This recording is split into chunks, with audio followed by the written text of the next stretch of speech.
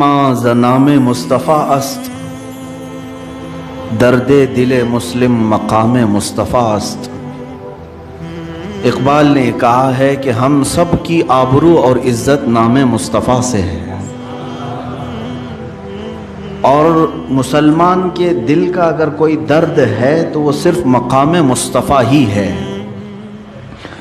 یعنی رسول کریم صلی اللہ تعالیٰ علیہ وسلم کے متعلق اگر کوئی بھی بات ہو تبھی مسلم کا دل دکھتا ہے، درد کرتا ہے، باقی دوسری چیزوں میں مسلمان کا دل اتنا ہلکا نہیں ہے کہ رونے لگ جائے۔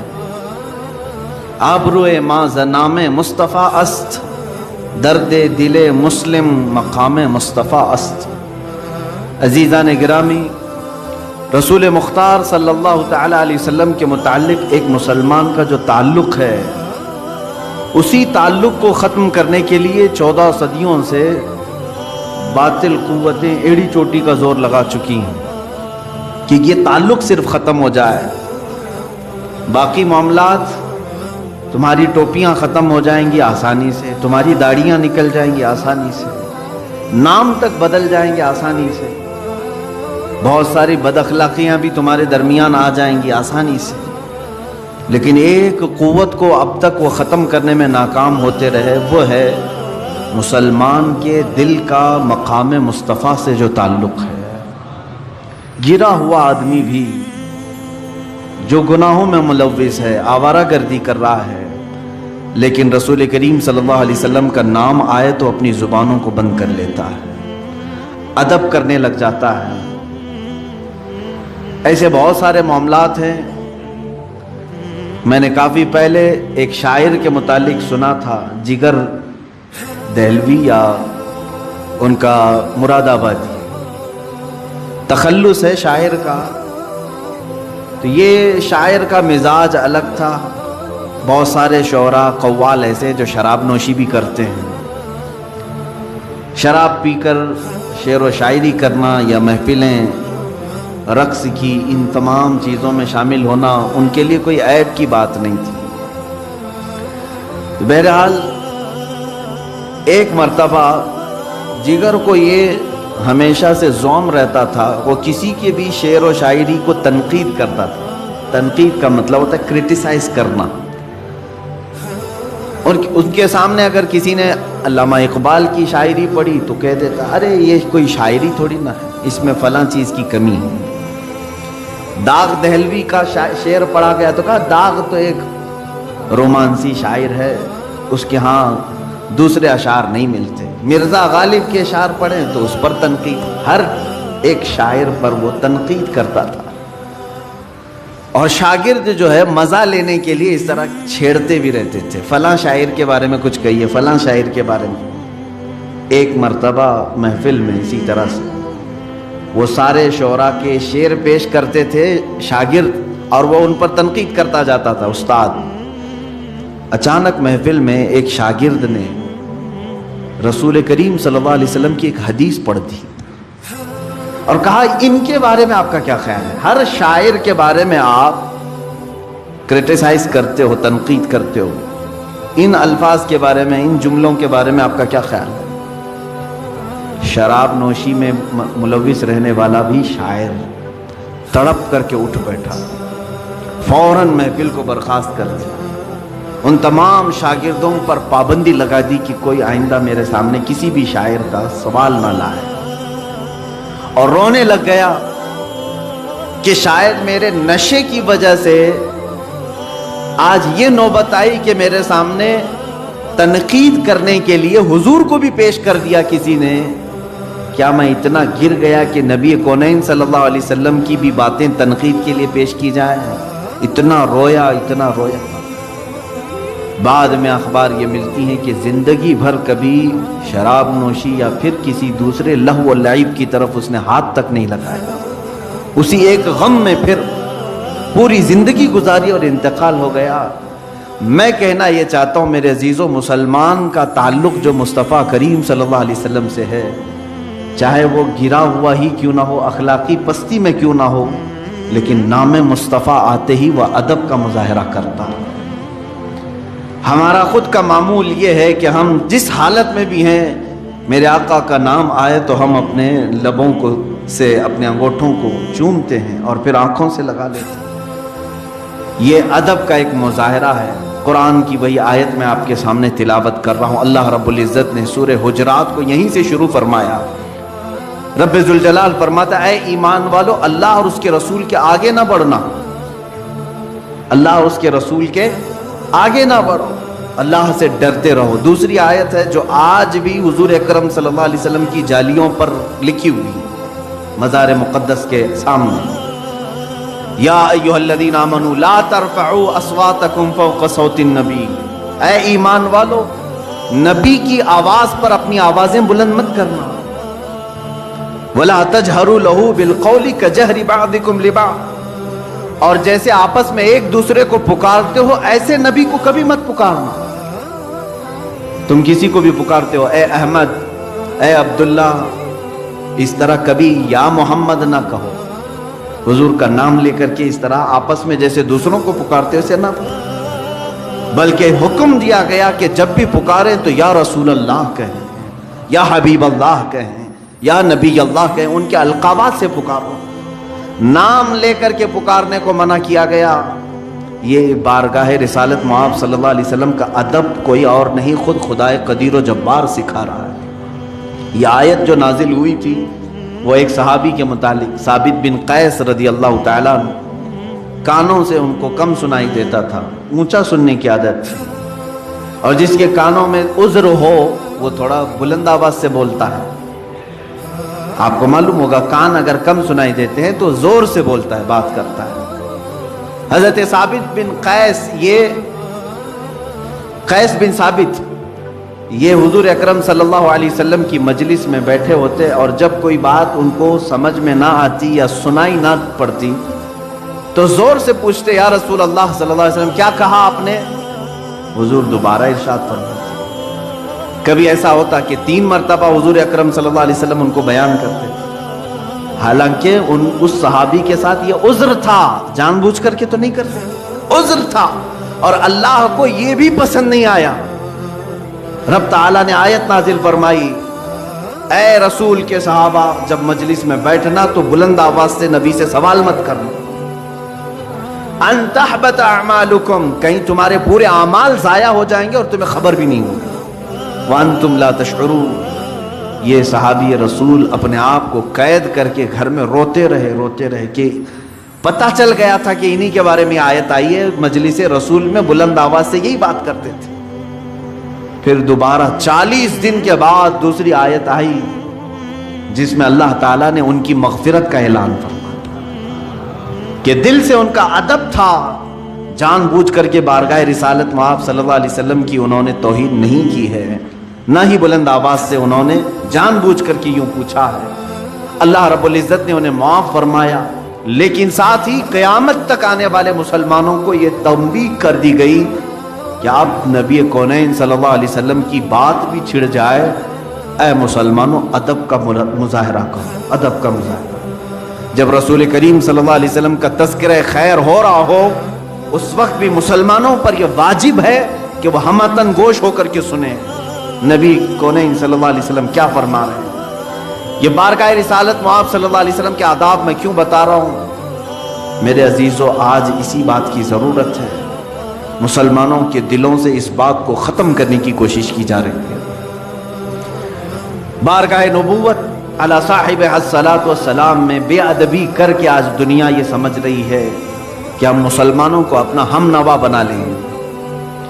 رسول کریم صلی اللہ تعالیٰ علیہ وسلم سے جو تمہارا تعلق ہے اس کو ہم رینیو کرتے رہیں گے، مجھ جیسے 1000 یہاں آئیں گے ممبر پر، اگر اس چراغ میں ہلکی سی بھی کمزوری آ گئی تو انشاءاللہ ممبر رسول سے اس میں پھر اضافے کی کوشش کی جاتی رہے گی۔ یہ نظام قیامت تک چلتا رہے گا انشاءاللہ۔ مسلمانوں کے دلوں میں عظمت مصطفیٰ کم نہیں ہونے دیا جائے گا، اس لیے کہ اللہ رب العزت اس نور مصطفیٰ کی حفاظت کا ضامن ہے۔ عزیزان گرامی، اللہ کے حبیب صلی اللہ تعالیٰ علیہ وسلم کا ذکر خیر ہو رہا ہو اس وقت مسلمانوں پر آج بھی واجب ہے۔ حضرت شاہ عبدالعزیز محدث دہلوی رحمۃ اللہ علیہ کے متعلق ایک بات روایات میں ملتی ہے کہ آپ مولود کی جب بھی محفل ہوتی تو بڑے ادب کے ساتھ حاضر ہو جاتے تھے. مولود سمجھ رہے ہیں نا، جس میں رسول کریم صلی اللہ علیہ وسلم کی ولادت پاک کا تذکرہ ہو رہا ہو، نعت ہو رہی ہو، حضور اکرم کی شان بیان کی جا رہی ہو، یہ مولود کی محفل اس کو کہتے ہیں.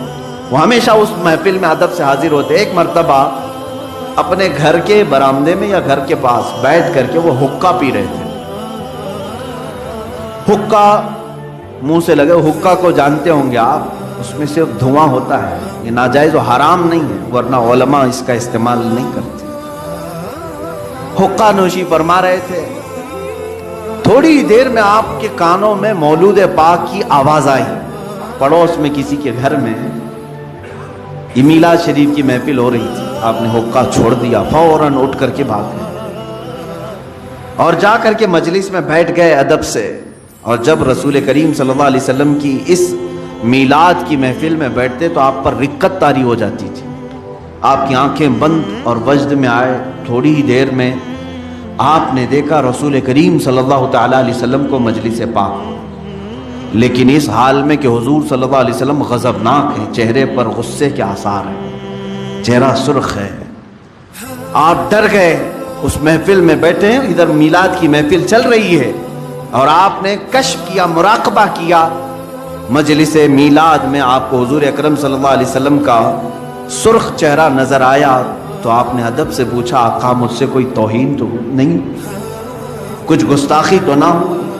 اللہ کے حبیب صلی اللہ تعالیٰ علیہ وسلم نے مخاطب کر کے ارشاد فرمایا، عبدالعزیز تمہیں حیا نہیں آتی، شرم نہیں آتی؟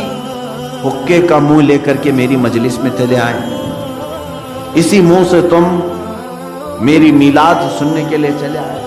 میرے عزیزو، اللہ رب العزت کی بارگاہ میں اتنی نفاست حضور اکرم صلی اللہ علیہ وسلم کی بارگاہ کی رکھی گئی ہے، یہاں تک کہ حضرت ابو ایوب انصاری رضی اللہ تعالیٰ عنہ وہ میزبان رسول ہیں.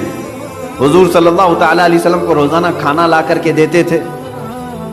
کئی دن تک آپ دیکھ رہے تھے حضور صلی اللہ علیہ وسلم کھا نہیں رہے، کھانے کا برتن ویسے ہی واپس آ جاتا. آپ نے پوچھا، یا رسول اللہ صلی اللہ علیہ وسلم کوئی تکلیف ہے مجھ سے آپ کو؟ آپ کھانا تناول نہیں فرماتے. اللہ کے حبیب صلی اللہ علیہ وسلم نے فرمایا، اس میں لہسن زیادہ پڑا ہوا ہے، مجھے لہسن کی بو پسند نہیں ہے. اللہ کے حبیب صلی اللہ علیہ وسلم نے یہ فرمایا.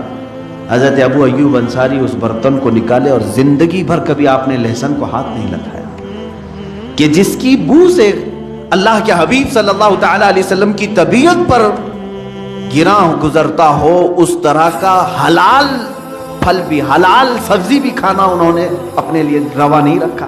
حالانکہ لہسن اور پیاز حرام نہیں ہے، لیکن وہ صحابی رسول فرماتے ہیں حرام تو نہیں مگر میرے محبوب کو اس کی بو پسند نہیں تو میں نے زندگی بھر ہاتھ نہیں لگایا. یہ جو تعلق تھا میرے عزیزوں، میں صحابہ اکرام کی زندگی سے آپ کو چند گوشے ان کی حیات کی جھلکیاں آپ کے سامنے رکھتا ہوں. اور آج آپ کو احساس ہونا چاہیے کہ اقبال نے جو کہا، جس شعر سے میں نے آج اپنے بیان کو شروع کیا ہے، آبروئے ماں زنام مصطفیٰ است، ہماری ساری عزتیں نام مصطفیٰ سے وابستہ. ان کے جو ہم غلام تھے خلق کے پیشوارے، ان سے پھرے جہاں پھرا پھر آئی کمی وقار میں. ہمارا سب کچھ اسی نام سے وابستہ ہے. درد دل مسلم مقام مصطفیٰ است. مسلمان کا دل اگر تڑپے تو نبی کونین صلی اللہ علیہ وسلم کے لیے تڑپے. اگر حضور اکرم صلی اللہ تعالیٰ علیہ وسلم کی محبت تمہارے قلب میں نہیں آئی ہے تو تمہارا ایمان بھی نہیں ہے. اس لیے کہ حضرت عمر فاروق رضی اللہ تعالیٰ عنہ جو عشرہ مبشرہ میں سے ہیں، امیر المومنین ہیں، خلیفہ رسول ہیں، حضور اکرم صلی اللہ علیہ وسلم کی بارگاہ میں آئے، کہا یا رسول اللہ صلی اللہ علیہ وسلم، میں اپنی دنیا کی ہر چیز سے زیادہ آپ سے محبت کرتا ہوں. میری اولاد، میرے ماں باپ، میرے مال متاع، سب چیزوں سے زیادہ میں آپ سے محبت کرتا ہوں، لیکن جان سے زیادہ نہیں. حضور اکرم صلی اللہ علیہ وسلم نے فرمایا، عمر تمہارا ایمان مکمل نہیں ہوا. کس کو کہا جا رہا ہے؟ عمر ابن خطاب رضی اللہ تعالیٰ عنہ کو. تمہارا ایمان مکمل نہیں ہوا. اسی دن حضرت عمر فاروق رضی اللہ تعالیٰ عنہ نے عرض کیا، آقا اگر اس سے ایمان ناقص رہتا ہے تو آپ گواہ ہو جائیں، آج سے میں اپنی جان سے زیادہ آپ سے محبت کرتا ہوں. جان سے زیادہ محبت کرنا یہ ایمان کی علامت ہے. لا یؤمن احدکم حتی اکون احب الیہ من والدہ وولدہ والناس اجمعین. میرے آقا فرماتے ہیں تم میں سے اس وقت تک کوئی مومن نہیں ہوگا جب تک وہ اپنی اولاد سے, اپنے ماں باپ سے اور تمام انسانوں سے زیادہ مجھ سے محبت کرنے نہ لگے, اس وقت تک وہ پورا مومن نہیں ہو سکتا. آج ہمیں پرکھ کر دیکھنے کی ضرورت ہے کیا ہمارے اندر وہ ایمان ہے کمال کو پہنچا ہوا. ہم ہمارے بچوں کو ہاتھ لگانے سے کس طرح سے چڑ جاتے ہیں. ہمارے ماں اور ہمارے باپ کی شان میں اگر کوئی گستاخی کرے تو ہم اس کے ساتھ کیا معاملات کرتے ہیں, کیا سلوک کرتے ہیں, یہ سب کو معلوم ہے. اس کا مطلب یہ ہے کہ ہم اپنے رشتہ داروں پر آئی ہوئی کوئی بھی آفت کو برداشت نہیں کرتے. تو یہاں ایمان کو پرکھنے کی ضرورت ہے. نام مصطفیٰ پر اگر کسی نے کیچڑ اچھالا اور تم خاموش رہے تو اس کا مطلب ہے کہ ایمان کمال کو پہنچا ہی نہیں ہے. ایمان کسی کا کمال کو پہنچا نہیں ہے. جب تم اپنے ماں باپ پر کوئی بھی آفت برداشت نہیں کرتے تو اس کا مطلب ہے کہ نبی کو ابھی ماں باپ سے کم چاہتے ہو, اپنی اولاد سے کم چاہتے ہو. تمہارے مال کے متعلق اگر کوئی تانا مارے تو تم اس کا جواب دیتے ہو.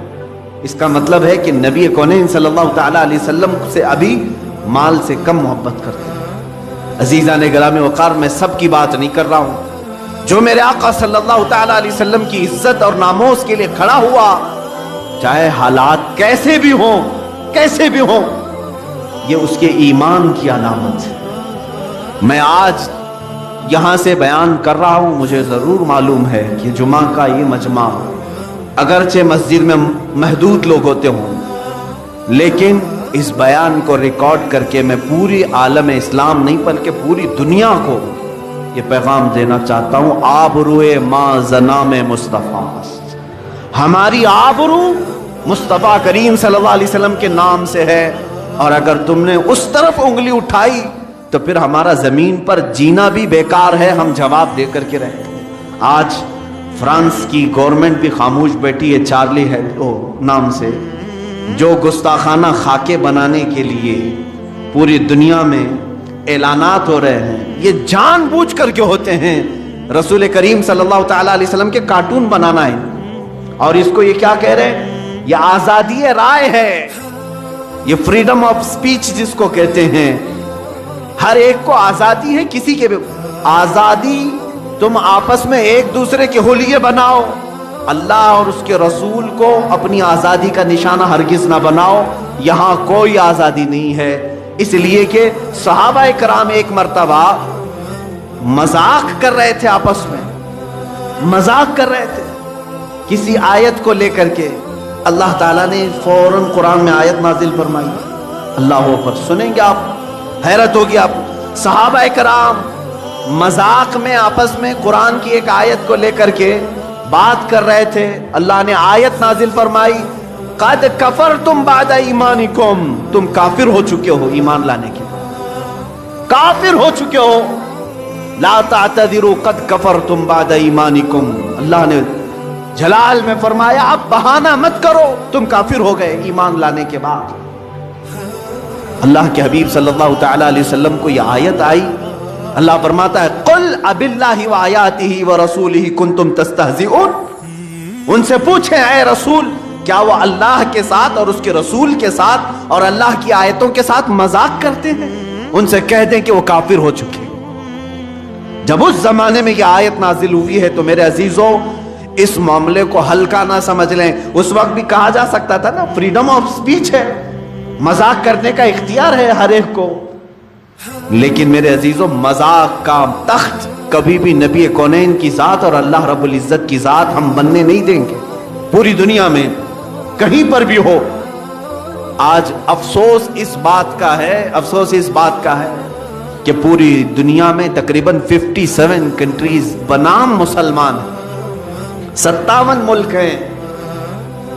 ان میں سے اکا دکا کہیں سے آواز آتی ہوگی, ورنہ سارے یہودیوں کے ایجنٹ بیٹھے ہوئے ہیں جن کے منہ میں انہوں نے اپنی زبان رکھ دی ہے, اور کوئی کہیں سے آواز نہیں کرتا.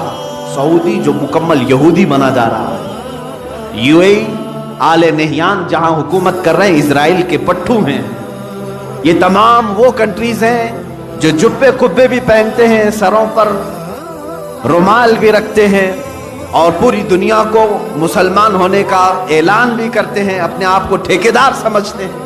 ارے یہ خانہ کعبہ کے خادم اپنے آپ کو کہتے ہیں.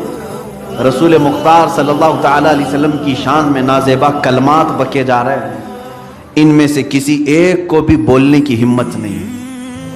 حد تو یہ ہے, ابھی چند دنوں پہلے خانہ کعبہ میں, مسجد حرم میں, جو دنیا کے تمام مسلمانوں کا قلب سمجھا جائے, دل سمجھا جائے, وہاں کے منبر سے مسجد حرم کا امام لوگوں میں خطبہ یہ دے رہا ہے کہ اے مسلمانوں, اسرائیل سے تعلقات اچھے ہونے چاہیے یہودیوں سے, اس لیے کہ یہ بھی نبی کی سنت ہے. یہ کہاں سے بات ہو رہی ہے؟ اب خانہ کعبہ سے, حرم مکہ سے بات ہو رہی ہے. یہ بکے ہوئے لوگ ہیں. اے مسلمانوں, اب پہچانو. میں آپ کو ایک بات بتانا چاہوں گا. آپ لوگ یہ پہلے سے علماء پر تانا مارتے تھے, جب بھی کبھی یہاں سے سنی مسلمان مکہ مکرمہ جاتے ہیں, ان بدبخت وہابی علماء کے پیچھے نماز پڑھنے کا دل نہیں کرتا تھا, تو لوگ ہمیں پکڑ کر کہتے لاکھوں لوگ نماز پڑھ رہے ہیں, یہ ایک تم اپنی 1.5 انچ کی الگ مسجد بناؤ گے, ایک جماعت الگ لے کر کے تم نماز پڑھو گے. تمہیں ابھی ان کے کرتوت نہیں معلوم, ان کے کارنامے نہیں معلوم. میرے عزیزوں, یہ وہی ائمہ حرم ہیں جہاں پر یہ مسجد حرم میں امامت کرنے والے اماموں میں سے ایک امام نے پی ایچ ڈی کی ہے اس بات پر کہ رسول اللہ کے ماں باپ جہنم میں ہیں. ان کی پی ایچ ڈی ہوئی ہے اس بات پر, یہ تھیسس لکھ رہے ہیں اس بات پر. معاذ اللہ رب العالمین. آج پوری دنیا دیکھ رہی ہے اور سن رہی ہے. اگر عربی نہیں آتی تو ٹرانسلیشن سن کر کے دیکھو. مسجد حرم سے خطبہ دینے والا امام پورے مسلمانوں کو خطبہ دیتا ہے. یہ نہیں کہ مسجد حرم کے صرف مسلمانوں, پوری دنیا میں یہ لائیو سنا جاتا ہے اور پہنچایا جاتا ہے. اور وہاں سے یہ تنبیہ کی جا رہی ہے کہ اسرائیل سے تعلقات استوار ہونا چاہیے. یہ بولی کس کی؟ جو تخت پر بیٹھا ہوا ظالم نمرود ہے, اس نے جیسا کہا ویسے ہی امام بولنا پڑتا ہے. مسجد نبوی کا امام بھی وہی بولے گا, مسجد حرم کا امام بھی وہی بولے گا, اور جو بادشاہ کے خلاف جائے گا وہ جیل میں جائے گا. کئی علماء کو انہوں نے جیل میں ڈالا بھی. ہو بہو یہی حال امارات میں ہے, مصر میں ہے اور بحرین میں ہے. یہ سب وہ کنٹریز کے نام میں لے رہا ہوں جن کو بنام مسلم سمجھتے ہیں. ایک بات یاد رکھ لینا, ہزاروں نہیں, لاکھوں نہیں, کروڑوں کی بھی بھیڑ ان کے ساتھ ہو, کبھی بھیڑ سے امپریس نہ ہونا, اس لیے کہ حق کی علامت بھیڑ نہیں ہے, حق کی علامت محبت مصطفیٰ ہے, حق کی علامت ناموس رسالت ہے. وہ چاہے ایک کے ساتھ ہو وہی حق پر ہے, لاکھوں اگر بھیڑ کہیں اور ہو.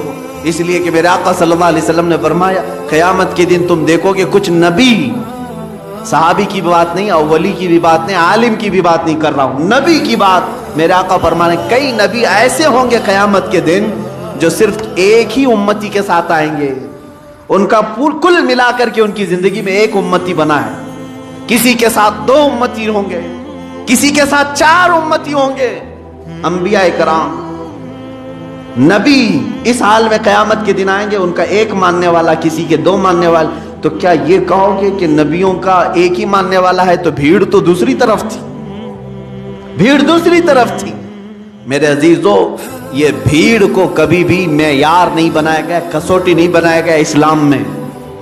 ورنہ بھیڑ کو کاؤنٹ کرنے جائیں تو جے جے کرنے والی پارٹیاں ہر میدان میں بھیڑ جمع کرتی ہیں, تو لوگ یہی سمجھنے لگ جائیں گے کہ میدان میں بھیڑ زیادہ ہے تو یہی حق پر ہوں گے. بھیڑ جمع کرنا حق ہونے کی علامت نہیں, حق ہونے کی علامت دل میں ناموس رسالت کا اور محبت مصطفیٰ کریم صلی اللہ تعالی علیہ وسلم کا چراغ روشن ہونا ضروری ہے. اور میں آپ کو بتاتا ہوں, جن خبثائے زمانہ کی بات میں نے آج آپ کے سامنے کی ہے, یہ مردود زمانہ ہے, نمرود زمانہ ہے, جو تخت پر بیٹھے ہوئے ہیں. پوری دنیا میں میرے آقا صلی اللہ تعالی علیہ وسلم کے ناموس کے ساتھ کھلواڑ کیا جا رہا ہے. ارے اس وقت کو یاد کرو جب ترکی میں صرف سلطنت عثمانیہ تھی, خلافت عثمانیہ تھی. ایک خلیفہ تھا عبد الحمید ثانی, ایک خلیفہ تھا، دوسرے بادشاہوں کی بات نہیں کر رہا ہوں۔ فرانس نے اس وقت بھی میرے آقا صلی اللہ تعالیٰ علیہ وسلم کی شان میں ایک گستاخانہ کتاب شائع کرنے یا فلم بنانے کا اعلان کیا تھا، فلم بنانے کا اعلان کیا تھا۔ تنہا خلیفہ عبدالحمید ثانی نے اعلان کیا تھا مسلم امہ کے لیے کہ اگر فرانس نے یہ فلم بنانے کی کوشش کی تو پھر ہم اس کو منہ توڑ جواب دیں گے، ہم اپنے تمام سفارتی تعلقات ختم کریں گے۔ اور اسی اسنا میں صرف ایک اعلان پر تمام فوجی اپنی پریڈ میں شامل ہو چکے تھے۔ فرانس اس چیز سے اتنا گھبرایا کہ 100 سال ہو گئے آج تک وہ فلم کی طرف دوبارہ نہیں گیا۔ تنہا ایک خلیفہ تھا، یہ 100 سال پہلے کی بات کر رہا ہوں۔ آج 57 ملکوں میں یہ تخت پر بیٹھے ہوئے ہیں نامرد قسم کے بادشاہ، جن کے زبانوں میں ان یہودیوں نے اپنی زبان رکھ دی، اپنی بولی رکھ دی ہے۔ حیرت کی بات ہے، اتنے سالوں سے جو فلسطین کے نادان بچوں کو قتل کرنے والا اسرائیل، یہودیوں کا مرکز بیت المقدس کو ہمیشہ کے لیے فنا کرنے کے خواب دیکھنے والا اسرائیل، جس کو آج تک مسلم کنٹریز نے قبول نہیں کیا تھا، یہ 1948 میں آ کر انہوں نے ملک بنانے کا اعلان کر دیا، زبردستی قبضہ کر کے فلسطینیوں پر، اور تقریباً پورا فلسطین قبضہ کر لیا۔ تقریباً اب چھوٹے چھوٹے شہر باقی رہ گئے فلسطینیوں کے۔ انہوں نے اپنی کنٹری کا اعلان کیا کہ ہماری خود کی یہ کنٹری ہے، اس کا نام اسرائیل رکھا 1948 سے 1948 سے، اور آج 2020 میں پہنچ کر ان کا حال یہ ہو گیا کہ انہوں نے اپنے پرانے وعدے ساری چیزیں توڑ کر کے بیت المقدس جہاں ہے وہاں اپنا کیپٹل بنانے کا اعلان کیا۔ امریکہ بھی اس کو تسلیم کر لیا، دوسری کنٹریز ایک کے بعد دیگرے تسلیم کرتے جا رہے ہیں۔ لیکن شرم کی بات اس وقت ہے جب مسلمانوں کے نام سے مشہور ممالک میں سے UAE متحدہ عرب امارات، اس کے بادشاہ نے اعلان یہ کیا پچھلے چند دنوں پہلے کہ ہم اسرائیل کو بطور ملک تسلیم کرتے ہیں اور ان کے ساتھ سفارتی تعلقات قائم کرتے ہیں۔ دبئی نے تعلقات قائم کیے، سعودی عرب، جس کو میرے آقا صلی اللہ علیہ وسلم نے جزیرۃ العرب فرمایا، سعودی انہوں نے نام رکھا۔ اللہ کے نبی صلی اللہ علیہ وسلم نے فرمایا اخرج الیہود والنصارى من جزیرۃ العرب، جزیرۃ العرب سے یہود و نصارہ کو پاک کرو۔ حضور اکرم صلی اللہ علیہ وسلم نے جو ہے فرمایا، آج تک عرب شریف تھا، سعودی نے UAE کی حمایت کرتے ہوئے اسرائیل کے پلین اور اس کے تمام ہوائی راستوں کو اپنے ملک کے اوپر سے جانے کی پرمیشن بھی دی۔ در پردہ یہ تمام چیزیں ایک ہی ملک کے لیے ہو رہی ہیں، وہ اسرائیل کے لیے۔ مجھے معلوم ہے میں یہ سخت جملے آج بول رہا ہوں، یہ میرا حق ہے، اور بطور مسلمان یہ میرا حق ہے، میں اپنا احتجاج درج کرا رہا ہوں۔ آج اگر کسی نے کہیں پر بھی ہولوکاسٹ کا ذکر کیا تو اسے مار دیتے ہیں یہودی۔ ہولوکاسٹ کا ذکر کر دیا اگر کسی نے، اسے کہیں نہ کہیں پکڑ کر کے مار دیتے ہیں یا اس پر کیس کرتے ہیں۔ پورے ورلڈ میں کہیں پر بھی ہولوکاسٹ کا ذکر کرنے والوں کو چھوڑتے نہیں ہیں، قانونی چارہ جوئی کی جاتی ہے یا تو اسے ختم کر دیا جاتا ہے۔ کیوں؟ ہولوکاسٹ میں یہودیوں کی بدنامی ہے، ان کی رسوائی ہوتی ہے، ان کی ذلت ہوتی ہے۔ میرے عزیزو، ایک مٹھی بھر جماعت ہولوکاسٹ کا نام برداشت نہیں کرتی، اور پوری دنیا میں 1 ارب سے زیادہ مسلمان اپنے نبی کی شان میں گستاخی کیوں برداشت کر کے بیٹھے ہوئے؟ خاموش تماشائی کیوں ہیں؟ کہیں ایسا تو نہیں کہ جس کو اقبال نے بہت پہلے کہا تھا کہ عرب کو دے کر عجم کے تخیلات، اسلام کو حجاز و یمن سے نکال دو، یہ فاقہ کش موت سے ڈرتا نہیں ذرا، روح محمدی اس کے بدن سے نکال دو۔ ان لوگوں نے یہی کہا تھا کہ یہ بھوکا رہتا ہے، پیاسا رہتا ہے مسلمان، اور موت سے بالکل ڈرتا نہیں۔ آخر اس کے اندر خوف لانا ہے تو روح محمدی اس کے جسم سے دور کر دو۔ جو میرے آقا صلی اللہ علیہ وسلم کے لیے اس کا دل تڑپتا ہے، اس کو مرجھا دو، مار دو۔ اس قلب کو آج مارنے کے لیے پوری دنیا الگ الگ انداز میں اٹھتی ہے، سوشل میڈیا کے ذریعے، فلمی دنیا کے ذریعے۔ عزیزان گرامی، بارگاہ مصطفیٰ صلی اللہ تعالیٰ علیہ وسلم کے آداب میں 2 چند باتیں عرض کر دوں۔ آج ہمارا حال کیا ہے کہ ہم کس طرح کی چیزیں برداشت کریں. صحابہ کی قوت اور طاقت کس وجہ سے تھی جانتے ہیں؟ صلح حدیبیہ کے موقع پر کسرا جو ایران کا سپر پاور تھا، وہاں سے ایک شخص بھیجا گیا قاصد بنا کر کے، دیکھو محمد صلی اللہ علیہ وسلم نے کتنی طاقت جمع کر لی ہے، کتنے ان کے پاس فوجی ہیں، سامان جنگ کتنا ہے.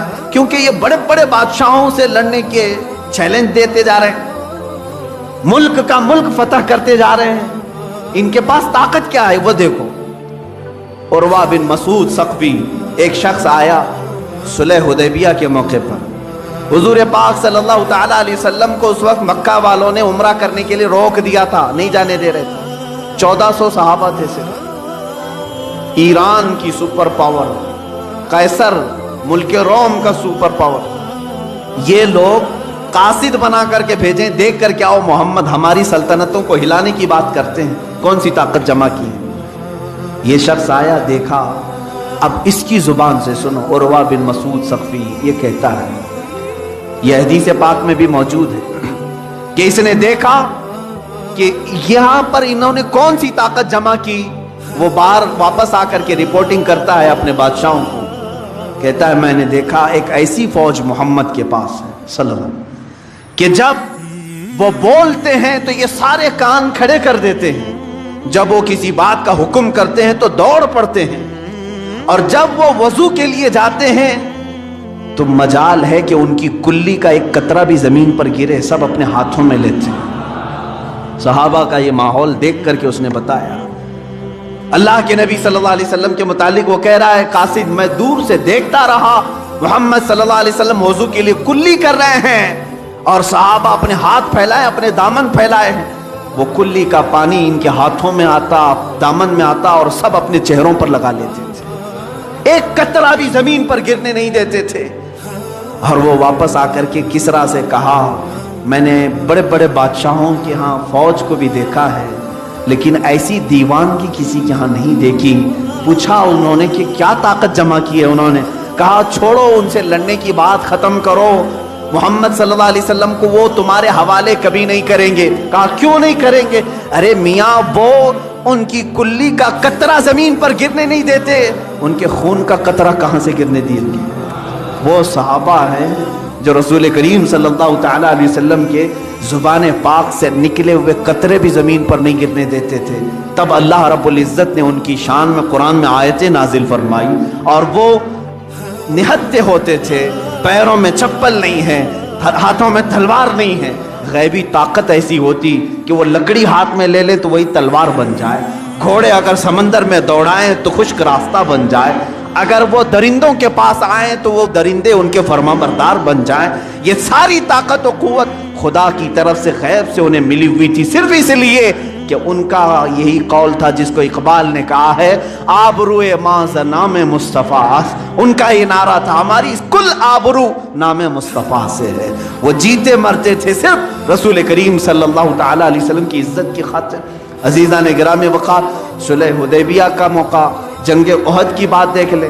اللہ کے نبی صلی اللہ تعالیٰ علیہ وسلم کے دفاع میں ایک صحابی کھڑے ہیں. اس وقت جنگ کا پانسا پلٹ گیا تھا، کفار مکہ بھاری پڑ گئے تھے، جیتی ہوئی جنگ شکست میں آ گئی تھی، بڑے سخت حالات تھے احد کے میدان میں، اور مسلسل تیر حضور کی طرف برسا رہے تھے، کفار نشانہ کر رہے تھے. ایک صحابی کھڑے ہیں حضور کے ڈیفنس میں، ان کے جسم پر 80 تیر چبھے ہوئے تھے، لیکن مجال ہے کہ وہ ہٹیں حضور کے سامنے سے. ہر تیر جسم پر آتا رہا، یہاں تک کہ ایک تیر سیدھے ان کی آنکھ میں گھس گیا، اور ان کی آنکھ کا پتلا باہر آ گیا، اور وہ اسی طرح سے اپنے ہتھیلی میں آنکھ کا پتلا لے کر کھڑے ہیں، لیکن مجال ہے کہ وہاں سے ٹس سے مس ہو، اس لیے کہ انہوں نے اپنی زندگی کو وقف کیا تھا میں دفاع رسول کے لیے، وہ ناموس رسالت کے پہرے کے لیے. تبھی تو اللہ تعالیٰ نے ان کو غیبی قوت عطا کی تھی. اس کے باوجود اللہ کے حبیب صلی اللہ تعالیٰ علیہ وسلم کے چہرے اقدس پر ایک ظالم کافر نے لوہے کی ٹوپی سے مار دیا. لوہے کی ٹوپی ہوتی تھی جو جنگوں میں پہنی جاتی تھی، وہ پھینکا. رسول کریم صلی اللہ علیہ وسلم کے چہرے پاک پر وہ آ کر لگی. اس کے 2 دانت تھے لوہے کے، وہ سیدھے حضور اکرم صلی اللہ تعالی علیہ وسلم کے رخساروں سے، گال میں سے اندر داخل ہو کر کے دانتوں میں چلے گئے، اور وہ لوہے کی خود نکل نہیں رہی تھی، وہ دانت جو تھے وہ نہیں نکل رہی تھی، کاڑیاں جس سے دانت ہل گئے تھے۔ صحابہ کرام بے قرار تھے، جانتے ہیں وہ منظر اگر میں اس کی عکاسی کروں، حدیث کی اوراق پڑھتے پڑھتے میری آنکھیں بھیگ گئی تھی۔ صحابہ ٹوٹ کر کے میرے آقا کے پاس آئے۔ صدیق اکبر کہتے ہیں یا رسول اللہ، میں یہ دانت کے یہ کاڑیاں میں نکال دوں، یہ کڑیاں میں نکال دوں۔ حضرت عمر ہیں، حضرت عثمان ہیں، اور دیگر صحابہ ہیں، وہ لوگ کسی نہ کسی طرح سے یہ رسول کریم صلی اللہ تعالی علیہ وسلم کے رخسار میں چبھے ہوئے ان کڑیوں کو نکالنا چاہتے ہیں۔ کس حالت میں جانتے ہیں؟ کس حالت میں؟ ان صحابہ میں سے ہر ایک کے جسموں پر بڑے بڑے تیر چبھے ہوئے ہیں، وہ تیروں کے ساتھ حضور کے ساتھ کھڑے ہیں۔ کسی کو اپنے جسم کا تیر نکالنے کی فکر نہیں، رخسار رسول پر لگی ہوئی کڑیاں نکالنے میں وہ بے قرار ہے۔ اسی اسنا میں صحابی حضرت ابو عبیدہ بن جراح رضی اللہ تعالی حضرت صدیق اکبر کو پیچھے کرتے ہیں، کہتے ہیں ابو بکر آپ پیچھے ہٹ جاؤ، اس لیے کہ یہ جو کڑیاں ہیں یہ نکالنے جائیں گے تو حضور کے 2 دانت تو شہید ہو جائیں گے، حضور کے 2 دانت شہید ہو جائیں گے۔ حضرت ابو بکر صدیق نے کہا تو نکالنا تو ہوگا ورنہ یہ زہر پیدا کر سکتا ہے۔ حضرت ابو عبیدہ بن جراح آئے، اجازت مانگی، یا رسول اللہ صلی اللہ علیہ وسلم مجھے نکالنے کی اجازت ہے۔ کیسے نکالا جانتے ہیں؟ رخساروں میں چبھی ہوئی کڑیوں کو اپنے دانتوں سے پکڑ کر کھینچنے لگے، ہاتھ سے نکال سکتے تھے، دانتوں سے پکڑ کر کھینچنے لگے۔ جب دانتوں سے کھینچا آپ نے تو حضور صلی اللہ علیہ وسلم کے 2 دانت شہید ہوئے، ساتھ ہی حضرت ابو عبیدہ بن جراح کے 4 دانت ٹوٹ گئے، ان کے دانت ٹوٹ گئے۔ جب وہ کڑی کھینچ کر کے نکالے ان کے دانت بھی ٹوٹے۔ اس کے بعد وہ کھڑے ہو کر کے مسکراتے ہیں، کہتے ہیں ابو بکر میں نے آپ کو صرف پیچھے اس لیے ہٹایا کہ ہاتھ سے نکالتے تو ہمارے ہاتھ کو تو کچھ نہیں ہوتا لیکن رسول پاک کے دانت شہید ہو جاتے۔ میں نے اپنے دانتوں سے اس لیے نکالا کہ حضور پاک صلی اللہ علیہ وسلم کے اگر 2 دانت جائیں تو پھر ہمارے منہ میں کسی کے دانت ہونا ہی نہیں چاہیے، ہم سلامت کیسے رہیں۔ جب میرے دانت گر گئے تو مجھے اللہ رب العزت کی ذات پر یہ یقین ہوا کہ مولا تبارک و تعالیٰ مجھے معاف فرمائے گا کہ میرے بھی کفارے کے طور پر دانت گئے ہیں۔ وہ صحابہ کی الفت تھی میرے عزیزوں، وہ صحابہ کی الفت تھی، ان کے بارگاہ مصطفیٰ کے جو لگاؤ ہیں، یہ آداب ہیں، یہ آج دہرانے کی ضرورت ہے۔ امت بھول چکی ہے ان معاملات کو۔ حضرت ابو ایوب انصاری رضی اللہ تعالیٰ میزبان رسول ہیں، سب کو معلوم ہے، جب مدینہ حضور تشریف لائے تو اونٹنی حضرت ابو ایوب کے گھر پر رکی۔ فیصلہ یہی ہوا تھا کہ جہاں اونٹنی رکے گی وہاں پر حضور آرام کریں۔ ابو ایوب انصاری رضی اللہ تعالیٰ عنہ یہ وہ صحابی ہیں جن کو حضور کی میزبانی کرنے کا شرف حاصل ہے۔ 2 منزلہ گھر تھا، ایک نیچے ایک اوپر۔ حضور صلی اللہ تعالیٰ علیہ وسلم جیسے تشریف لائے، حضرت ابو ایوب انصاری نے کہا حضور آپ کو جو پسند ہے وہ آپ قبول فرما لیں۔ اللہ کے حبیب صلی اللہ علیہ وسلم نے فرمایا میں نیچے کا حصہ پسند کرتا ہوں۔ لوگ ملنے والے آتے جاتے رہیں گے، تقریباً 7 یا 8 مہینے تک میرے آقا کا قیام ان کے گھر پر رہا ہے۔ ملنے والے آتے جاتے رہیں گے، مجھے نیچے رہنے دو۔ نیچے اللہ کے حبیب صلی اللہ علیہ وسلم رہنے لگے۔ حضرت ابو ایوب انصاری اور ان کی زوجہ اوپر گئے، جاتے ہی بے قراری آ گئی۔ اللہ کے حبیب صلی اللہ علیہ وسلم نیچے آرام فرما گئے اور ہم اوپر کیسے سو؟ پوری چھت پر سوتے نہیں تھے، کونے میں دبک کر بیٹھے رہتے تھے، پوری رات بیٹھے ہوتے۔ کہتے کہ یہ ادب کے خلاف ہے، اللہ کا حبیب زمین پر سو رہا ہو اور میں پہلے منزلے پر کیسے سو؟ نہیں سوتے تھے، پوری رات اس طرح سے کونے میں بیٹھے رہتے۔ ایک دن ان کے گھر میں پانی کا مٹکا مٹی کا تھا، ٹوٹ گیا، پانی بہ گیا چھت پر۔ چھپرے کی چھت ہوتی تھی، جانتے ہیں حضرت ابو ایوب انصاری کے ہاں ایک ہی کمبل تھا، ایک ہی لحاف تھا، وہ پورا لحاف انہوں نے پانی میں بھگو دیا، جو کپڑے تھے وہ پھاڑ پھاڑ کر پانی میں بھگو دیا، جمع کر لیا۔ سخت ٹھنڈیوں کی راتیں تھیں، اسی لحاف کو شوہر اور بیوی دونوں اوڑھ کر کے صبح تک بیٹھے رہے۔ صرف اس لیے کہ پانی کا ایک قطرہ بھی میرے مصطفیٰ کی ذات پر نہ جائے، اللہ کے حبیب صلی اللہ علیہ وسلم کی نیند میں خلل نہ آنے پائے۔ یہ مقام مصطفیٰ صحابہ اکرام سے سیکھو میرے عزیزوں۔ ان دلالوں سے کیا سیکھو گے جو آج حکومت کے تخت پر بیٹھے ہیں، جن کو نام مصطفیٰ کی کوئی قدر نہیں۔ اسی لیے سرکار مفتی اعظم ہند رضی اللہ تعالیٰ عنہ نے اعلان کیا تھا مدینہ طیبہ میں، تیرے حبیب کا پیارا چمن کیا برباد، الہی نکلے یہ نجدی بلا مدینے سے۔ اللہ ان کی دعا قبول کرے، ان ظالموں کو جزیرۃ العرب سے دور کرے۔ آج دل روتا ہے میرے عزیزوں، رسول کریم صلی اللہ تعالیٰ علیہ وسلم کی عظمت پر حملے کرنے والے وہ لوگ ہیں جو ٹڈی دل ہیں، ان کے ہاں کوئی ہمت نہیں۔ اگر مسلم دنیا صرف اور صرف ایک بار ان سے یہ کہہ دے کہ اللہ کے حبیب صلی اللہ تعالیٰ علیہ وسلم کے لیے ہم جان بھی فدا کرتے ہیں، ہم اپنے ہر جمعہ کے خطبے میں یہ کہتے ہیں الا لا ایمان لمن لا محبت لہ، اس کا ایمان ہی نہیں جس کے سینے میں ان کی محبت نہیں۔ ہم تو انہی کی محبت میں جینے مرنے کی قسمیں کھاتے ہیں، لہٰذا اس نبی کی ذات پر کچھ نہ کہو، ہمیں جو کوسنا ہے کوسو، ہم تو برے ہیں، ہم بد اخلاق ہیں، ہم بد عمل ہیں، ہمیں گالیاں دے دو، لیکن میرے آقا صلی اللہ تعالیٰ علیہ وسلم کی شان میں کچھ نہ کہا جائے۔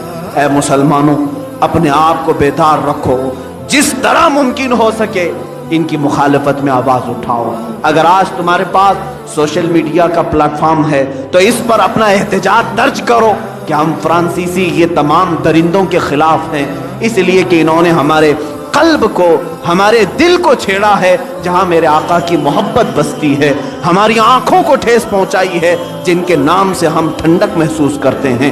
اس لیے میں کہتا ہوں یہ ہیومن رائٹس کے بھی خلاف ہے، کسی کو اس طرح سے ستانا، ہریسمنٹ کرنا، کہ یہ ظلم نہیں ہے، یہ جرم نہیں ہے؟ کسی کو بھی ہریسمنٹ کرنا یہ جرم نہیں ہے؟ اس طرح پورے مسلمانوں، کروڑوں مسلمانوں کو یہ ہریسمنٹ کر رہے ہیں اس بات سے کہ کبھی میرے نبی کے شان میں کارٹون بنانے کی بات، کبھی ان کو معاذ اللہ رب العالمین گندے الفاظ کے ساتھ فلم بنانے کی بات۔ اس طرح یہ تمام بار بار چیزیں جو آتی ہیں یہ ہمارے ساتھ، یہ ہیومن رائٹس کے خلاف ہے، ہمارے ساتھ یہ ہریسمنٹ ہے۔ ہم جو ہے بار بار ان تمام کرب کے ساتھ کیوں زندگی گزار رہے ہیں آج؟ کیا ہمیں دنیا میں اس زمین پر تمام لوگوں کی مذہبی آزادی کے ساتھ جینے کا حق نہیں ہے؟ عزیزان گرامی، ہمارا اسلام تو یہ دعوت دیتا ہے لا تسبوا الذین یدعون من دون اللہ فیسبوا اللہ عدوا بغیر علم۔ قرآن کہتا ہے تم ان کے خداؤں کو گالی مت دو، ان کے خداؤں کو گالی مت دو، اس لیے کہ وہ پلٹ کر کے تمہارے خداؤں کو تمہارے خدا کو بولیں گے، جو اللہ حقیقی ہے اس کو تم وہ گالی دیں گے۔ ہمیں تو یہ منع کیا گیا ہے۔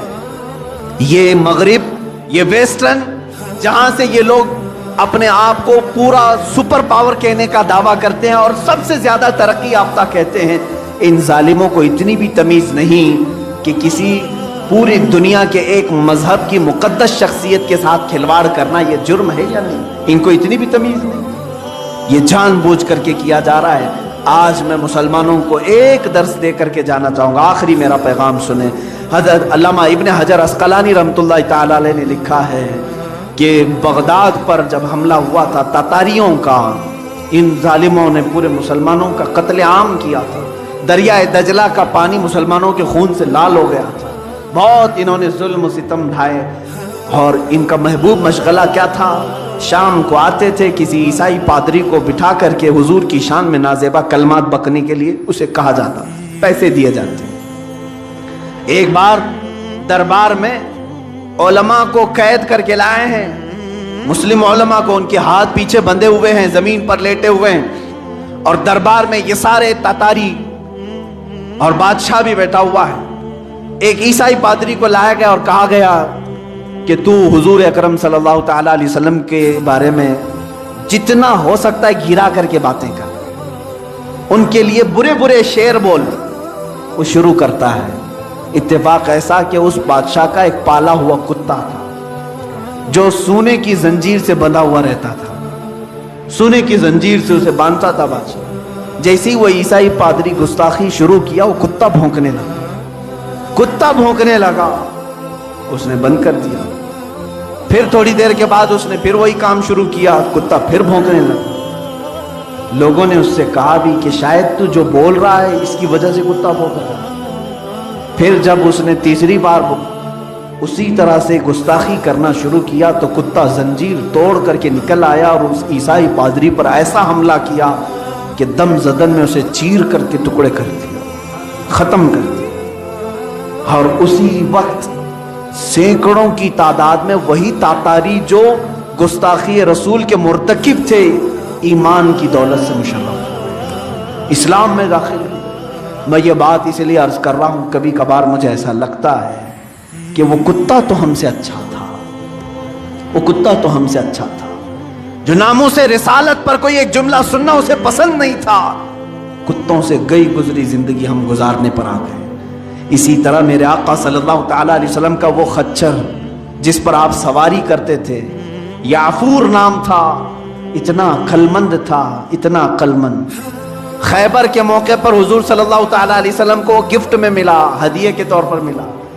جب حضور صلی اللہ علیہ وسلم نے اس کو لیا تو وہ اپنا سر ہلانے لگا، وہ اپنی زبان میں کچھ کہنے لگا۔ حضور مسکرائے، صحابہ نے پوچھا آقا یہ کیا کہہ رہا ہے؟ وہ جانوروں کی بھی بولیاں سنتے تھے، وہ رسول تھے سب کے۔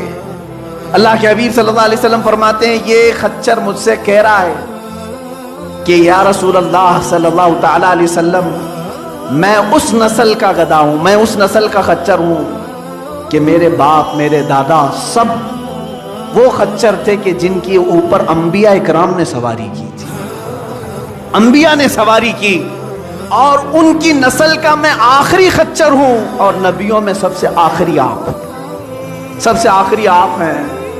اور وہ خاتم النبیین کا عقیدہ رکھنے والا قادیانیوں سے تو بہتر تھا۔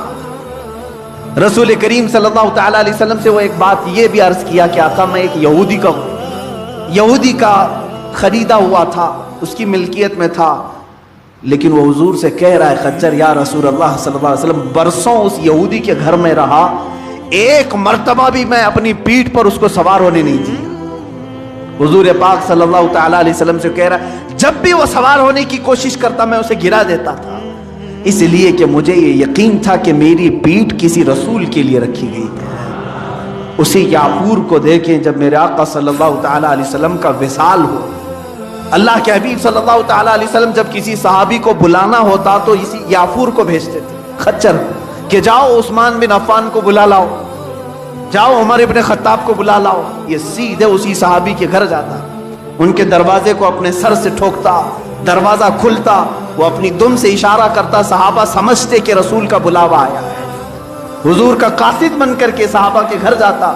لیکن میرے عزیزو اس کے قلب میں، اس کے دل میں جو عظمت مصطفیٰ تھی وہ یہ، صحابہ کرام فرماتے ہیں حضور صلی اللہ تعالیٰ علیہ وسلم سے ریلیٹڈ ہر چیز سے ان کو محبت تھی۔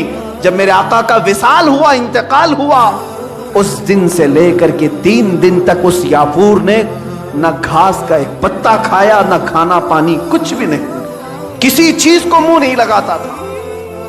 اگر کوئی چیز کھانے کے لیے اس کے سامنے پیش کر دی جاتی اپنے پیروں سے ہٹا دیتا تھا۔ صحابہ روتے تھے اس عمل کو دیکھ کر کہ بغیر مصطفیٰ کے یہ کھانا پسند نہیں کرتا۔ 3 دن کے بعد جس کنویں سے آخری مرتبہ میرے آقا صلی اللہ علیہ وسلم نے غسل فرمایا تھا، بیر غرس، جہاں کا پانی یہ روایات میں ہے کہ وہاں جا کر کے دن بھر بیٹھ کر روتا تھا، اور تیسرے دن اسی میں چھلانگ لگا کر کے فوت ہو گئے۔ اس جانور نے یہ درس دیا کہ بغیر مصطفیٰ کے تو یہ جینا بھی بیکار ہے۔ جو نبی کی محبت میں جیا ہو اسے نبی کو چھوڑ کر کے جینے کا کبھی لطف آ ہی نہیں سکتا۔ اسی لیے میں اب اپنی گفتگو بھی اسی پر ختم کرتا ہوں۔ اے مسلمانوں سمجھ جاؤ، آبرو معاذ نام مصطفیٰ اس، آبرو معاذ نام مصطفیٰ اس، ہماری آبرو اور ہماری عزت مصطفیٰ کریم کے نام سے ہے۔ درد دل مسلم مقام مصطفیٰ اس، اگر دل درد کرے تو صرف مصطفیٰ کے لیے کرے۔ اسی لیے قرآن نے بھی ہمیں یہی تاکید کی ہے کہ جو رسول دے دیں وہ لے لو، جو رسول منع کر دیں اسے چھوڑ دو۔ افسوس ہے ہم اللہ کے حبیب صلی اللہ علیہ وسلم کی محبت کے دعوے کرتے ہیں، مجھے شرم آتی ہے اس بات کی کہ جب قبر میں ہمیں بند کر دیا جائے گا اس نبی کونین کے سامنے ہم اپنا چہرہ کیسے کر پائیں گے؟ اگر اللہ کے حبیب صلی اللہ تعالیٰ علیہ وسلم کے سامنے ہو کر ہم سے سوال کر لیا گیا کہ میری عزت پر، میری ناموس پر، میری عزت پر حملے ہوتے تھے اور تو گھر میں بیٹھ کر کے روٹیاں سیکتا تھا، تیرے گھر میں اچھے کھانے پکتے تھے، کبھی تو نے غم کا اظہار بھی نہیں کیا، ہمارے پاس کوئی جواب نہیں ہوگا۔ میں یہاں پر ممبر سے یہ کہوں گا، یا رسول اللہ، یا آقائی و مولائی و ملجائی، ہمیں جتنی طاقت اللہ نے دی ہے ہم یہاں سے ادا کرنے کی کوشش کرتے ہیں۔ سرکار، ہم غلاموں میں طرز ادب کہاں؟ سرکار، ہم کمینوں میں طرز ادب کہاں؟ ہم کو تو بس تمیز یہی بھیک بھر کی ہے، ہم کو تو بس تمیز یہی بھیک بھر کی ہے۔ گندے نکمے کمین، مہنگے ہیں کوڑی کے تین، کون ہمیں پالتا؟ تم پہ کروڑوں درود، بے ہنر و بے تمیز۔ یا رسول اللہ، ابھی وہ امی فدا کا یا رسول اللہ، آج ہم وہ حق ادا نہیں کر سکتے آپ کے دفاع کا، ہم سن کر کے خاموش رہ جاتے ہیں اس لیے کہ طاقت سے بے بس ہے۔ یا رسول اللہ، ہم آپ کی بارگاہ میں دعائی صرف اس بات کی لگاتے ہیں، بے ہنر و بے تمیز کس کو ہوئے ہیں عزیز ایک تمہارے سوا؟ تم پہ کروڑوں درود کر کے تمہارے گناہ مانگے تمہاری پناہ، تم کہو دامن میں آ، تم پہ کروڑوں درود۔ یا رسول اللہ، ابھی وہ امی فدا، ہمارے گناہوں پر، ہمارے خطاؤں پر، ہماری تمام گناہ غلط کاریوں پر آپ ہمیں سزا کا اعلان نہ فرمائیں۔ سرکار، صرف رحمت کی آس ہے، صرف رحمت کی آس ہے، صرف رحمت کی آس ہے۔ میرے آقا، ہم گنہگاروں پر آپ رحم فرمائے، اور اللہ کی بارگاہ میں دعا کرتا ہوں، اے کریم خدا، اس مردود اور ملعون پر تو بے شمار لعنت فرما جو تیرے حبیب پاک کی کردار کشی کرنے کی کوشش کرتا ہے، جو ناموس رسالت پر انگلی اٹھائے۔ اے مولا، تو ہمیشہ کے لیے اس کو عبرت کا نشان بنا دے، رہتی دنیا تک کے لیے اس کو ذلیل و رسوا کر دے۔ اے کریم خدا، تو اپنے تمام تر عذابات اس پر نازل کر جو تیرے حبیب پاک کی گستاخی کا مرتکب ہو۔ مولا، ہماری دعاؤں کو نالین مصطفیٰ کے صدقے قبول فرما۔ وآخر دعوانا ان الحمد للہ رب العالمین۔ السلام۔